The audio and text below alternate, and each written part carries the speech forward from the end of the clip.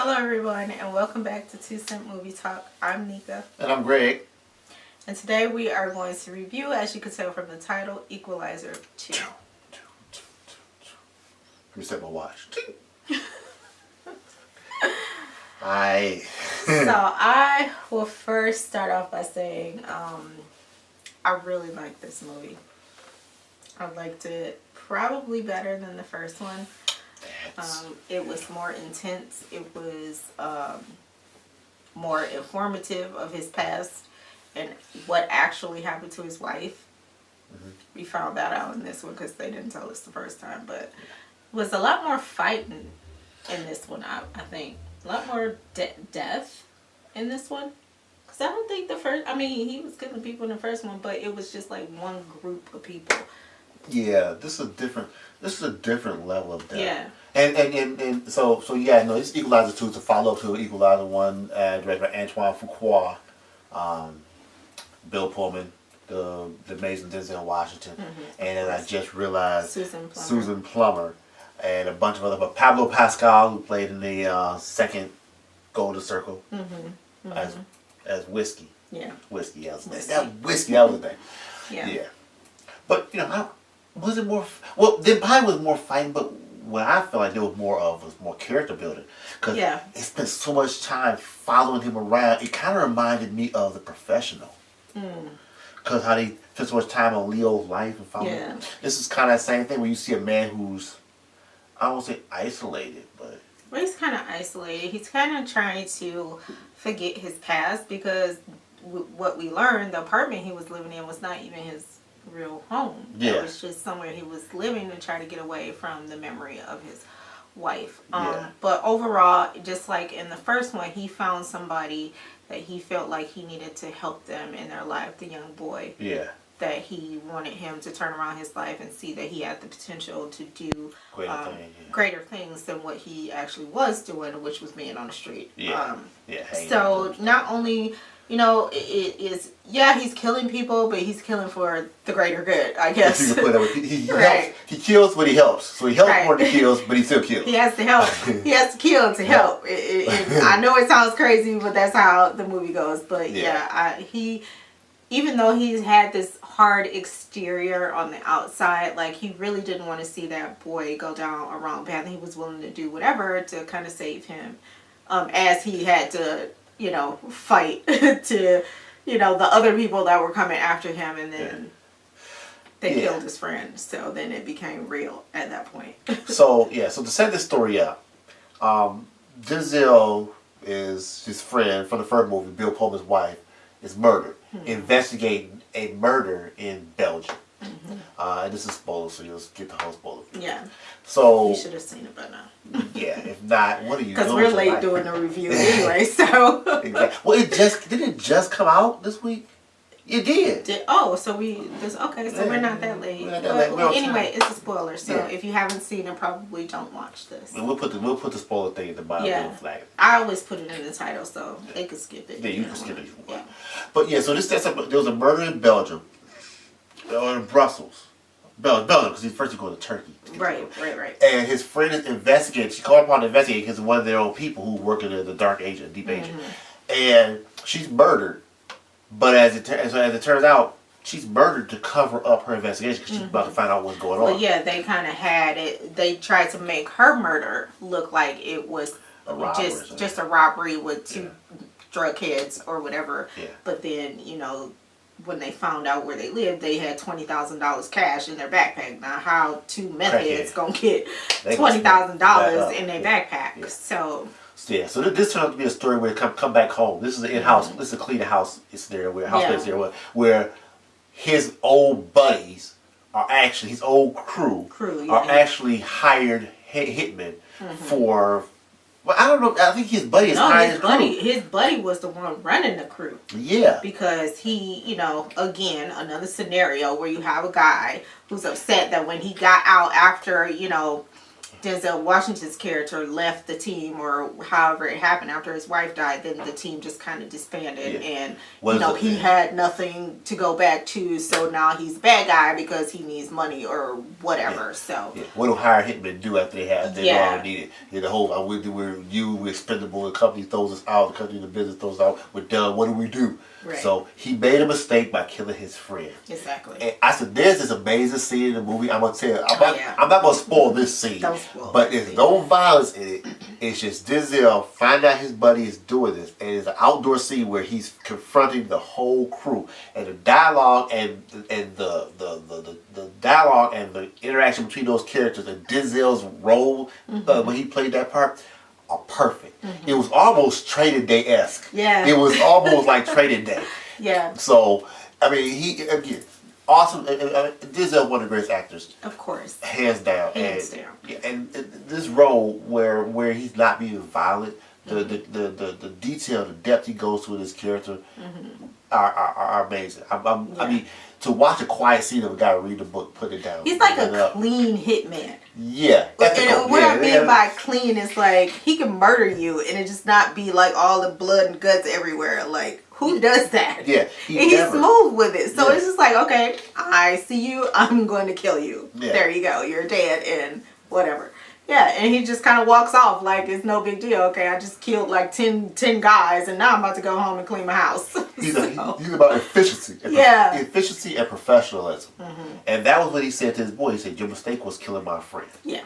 You collateral damage, well, now the rules say this is what I'm going to do. Yeah. So he's an honorable dude. And that's like, to me, I'm looking at this movie, and I'm like, this movie to me was better than the first one. Yeah. And I know a lot of people, you can question. It's hard to make a sequel that's better than the original. The original stands on its own because it was the first. First one. Yeah, first one. This one kind of comes by and it kind of takes that first movie and carries on what the first movie did well and improves on it. And that's where I have to put it above the first one. It doesn't say the first one is any. Yeah, the first one was good. Any slouch or anything. It was good, but this had more depth in it, and I think because he was trying to get revenge for his friend. Like, he worked with these guys. He was the team leader of those guys. I mean, that was his crew. So, I mean, he had that, but then it was like, okay, yeah, we were boys, but now you done killed my best friend. So guess what? All that is just out the window. Yeah. But then the other scene that you said you liked is when he was looking at the pictures and he was in his apartment and how they changed the scene to where he was like there. Checking out the whole area of the room and how those people got killed. So that was pretty cool too. I like how they did that. Yeah, that was I've seen that done in other movies, but I hadn't seen it done in this kind of movie. Yeah, you see when people walked into a crime scene, it's some kind of supernatural power. Yeah, this was a guy. They took you. You're right. They took you right into the pictures. He looked at the pictures and it transitioned. Because they had him like sitting at the table and actually sitting where the guy that was murdered. I mean, they had him like right in that scene, not just looking over the scene like in most movies, but actually had him there as if he was the murder victim. So. That was pretty awesome. Yeah, and the transition into that scene was almost, you almost didn't notice it happened. Right. It was almost like a scene change when you caught it. Wait, whoa. Right. Oh. So that was pretty cool. It could have been out of character. It could have been out of place. They could have gone over the top with that. They could have added special effects. He's doubling it up and doing two. They could have done anything with that, but they kept it grounded to where you knew he was thinking because his facial expressions were of a man in thought. Of a man that's focused and driven of finding out what his friend was doing, what his friend saw, and trying to pick it up from there and then dissecting that data and turning it into something. And then realizing that, when he was like doing the thing to see how they got shot and how everything was positioned in the room and just the area of where the guy that was killed was sitting. He was like, it didn't happen like that. It couldn't happen like that. Yeah, so. Yeah. This is a movie that I can go see again. Oh yeah, definitely. And these types of movies are ones you see once, and you're like, "Oh, that was awesome." Yeah. But you don't think you want to see it again. Kind of like The Sixth Sense, where I mean, you made this comment a lot. We've seen so many movies, you can kind of predict where it's going, but it doesn't make the ride less enjoyable. Right. Yeah. I mean, I kind of knew when he characters people came into life that, well, that's kind of odd. This dude is here. The looks on his face. Yeah, Pablo Pascal, right? Towards the middle, I started thinking, well, maybe it's him.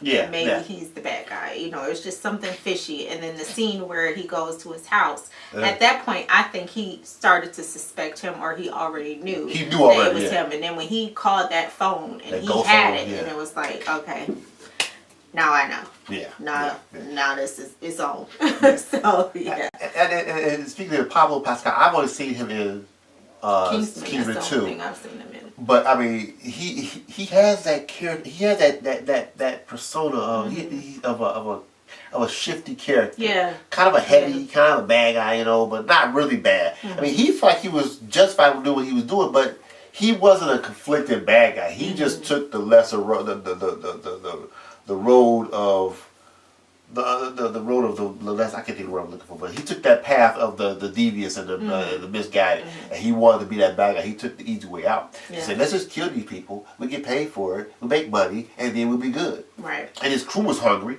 but right. Yeah. So, but yeah, and you mentioned the whole scene anyway. Show where he came from, where he lived, where he grew up at, where he lived with his wife's bakery and things like that nature.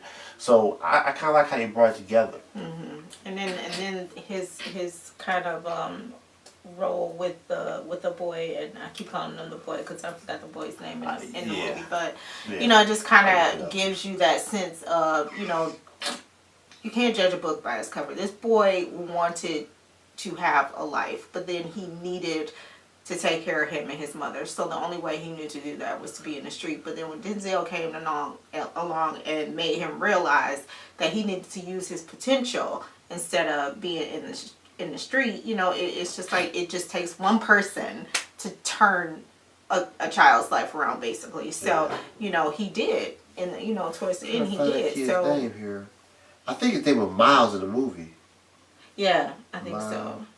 But see here. Yeah, Miles Whitaker. Yeah. His first on scene on camera when I saw him, I was like, he's doing all right. He's playing a typical, but you can see this kid has some talent. Oh, he played. Is that Moonlight? Oh, he played Moonlight too. Moonlight, Straight Outta Compton, Captive State. He's been in a few movies. Oh, okay, yeah. Yeah.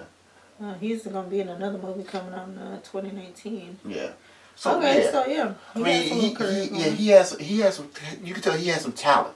He has some pretty good skill. I mean, he wasn't a standard guy, kid walking in. They gave him some lines, they gave him some roles to play, especially probably when he's in his apartment and the guys are there looking for him. Yeah. And he's in the constant. I think that was some of the best acting he did in the whole movie. That's one of the best acting. He's in that confined space, and he's really making you feel like, I'm like, dude, how can you really be? I said, oh, he really is prepared. I thought he first said, I don't like small places, but you can see on his face. Yeah, you can see the fear. Like he was really afraid. Yeah. So. We never saw Moonlight. Yeah, so we got to put on the list of things to see on the list. Yes. So, yeah. I'm going to give this movie a B. I'm going to give it a B. I can't give it an A, because I reserve A's for very few movies. Yeah. There are only a handful of movies that I give A's to. And they're not typical movies that everybody likes. Right. Like Hitchhiker's Guide to the Galaxy, I get that an A. Of course. And that movie is like my all-time favorite. We will watch it. No matter how many times it comes on TV, we will watch it. Yes. But it's not one of the greatest movies ever made. Yeah, but we like it, so that's all that matters. It's never in the story. The first one. Yeah. The first ever in the story. Yeah. Not the anyone after that.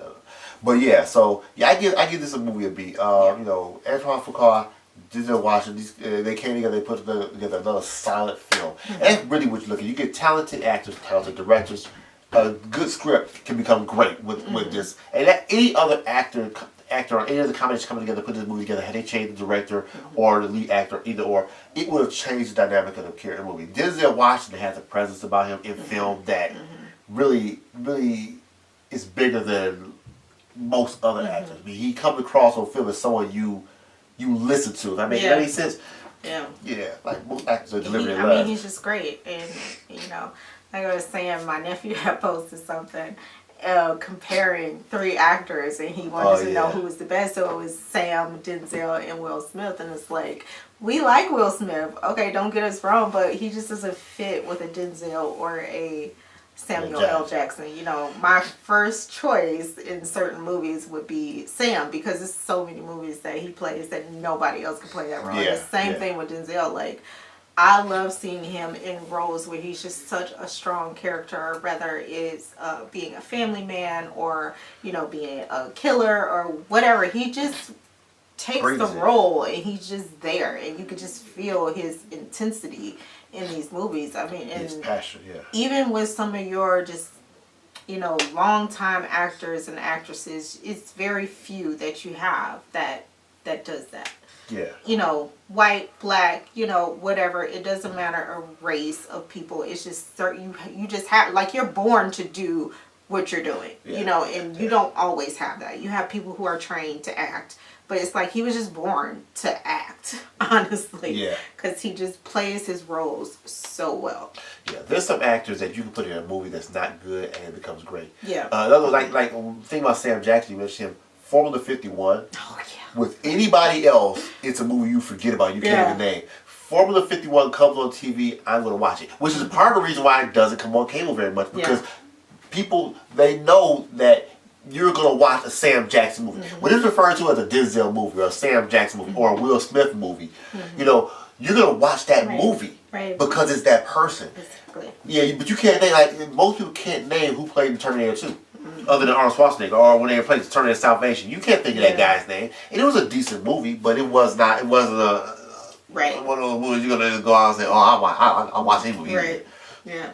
I mean, but that's how I used to feel about Nicolas Cage when I was younger. I would go see any movie he played in because I liked Nicolas Cage. And it was only certain movies that he could do. Face Off, that is my all-time favorite movie that he did with John Travolta.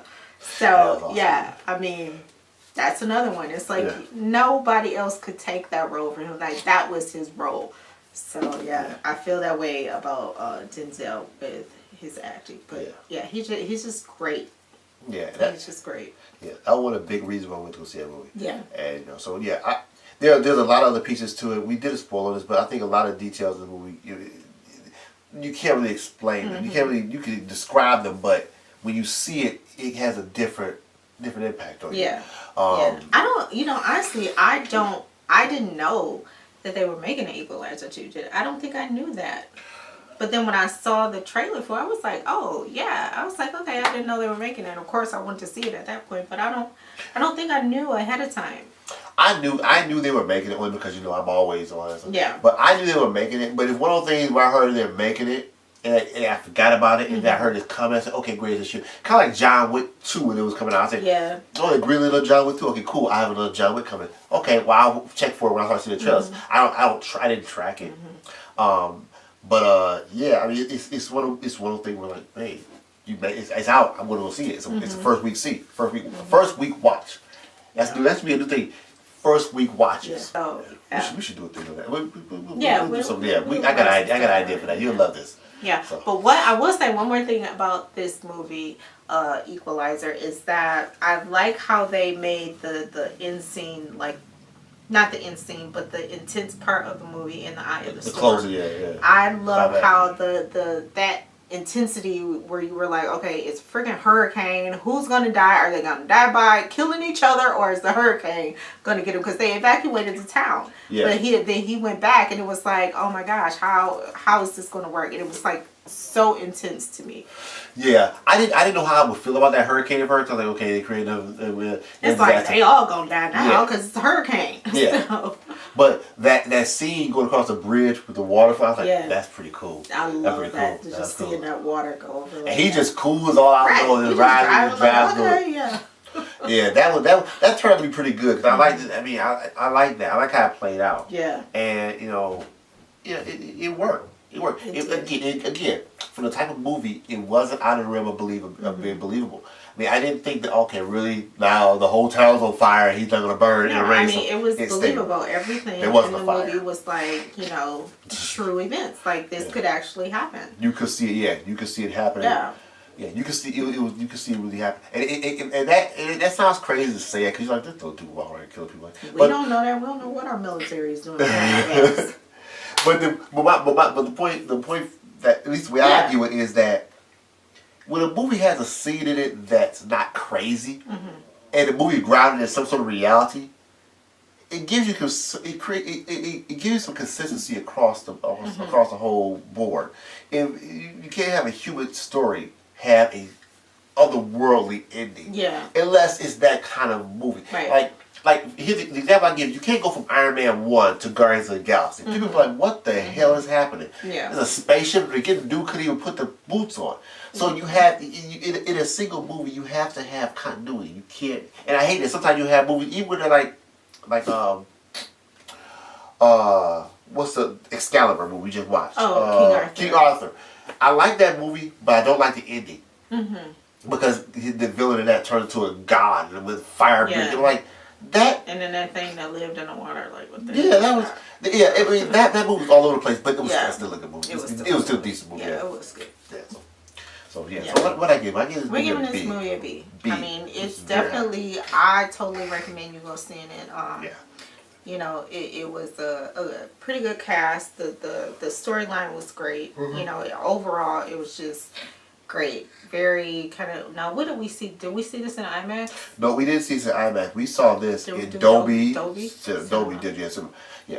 Yeah, but that's what we're seeing now, and maybe we should do something about that because, like, Mission Impossible is not in IMAX or Dolby. It's supposed to be. It's supposed to be. That's the crazy thing. Because you said it was shot in IMAX, right? Yeah, they show you when it's shot in IMAX. I mean, and we're gonna do a video on the differences between standard IMAX and Dolby. Yeah, I've seen some out there, but they're so technical. It doesn't make a difference. You have to not be technical and just give viewers and the people that want to know what it's like. Yeah. Seeing the screen and being in the Dolby chairs and then going back to digital. It's like you live in a mansion for 5 years and then you go back to a 2-story home. Like it doesn't work like that. This house is nice, but I should do it's kind of small. I don't really like it. Can I go back to the mansion now? The pool's deeper.